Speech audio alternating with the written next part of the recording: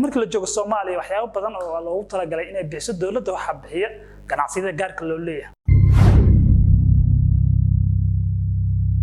kulanti waxaan wanaagsan daawadayaal kusoo dhawaada barnaamijka maanta waxaan uga hadli doonaa ciwaan xasaasi ah ciwaankaas ee ganacsiga gaarka loo leeyahay. Waxa laga yaabaa in isweydiinayso maadaama Soomaaliya burbur xooggan ay ku jirtay sanadadii ugu dambeysay iyo damaanad qaaday adeegyadii dawladda ay bixiyeen sida korontada iyo biyaha.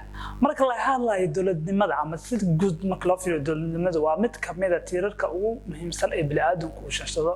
Waxaana ku hoos jira adeegyo badan oo dawladdu bixiso sida caafimaadka, korontada iyo biyaha. laakiin markii la joogo Soomaaliya waxyaabo badan oo loogu talagalay inay bixiso dawladda waxa bixiya ganacsiyada gaarka loo leeyahay. Barnaamijku waxaan ku hadli doonaa saameynta leeg ay ganacsiyada gaarka loo leeyahay ku leeyihiin adeegyada bulshada khaasatan biyaha, korontada iyo caafimaadka.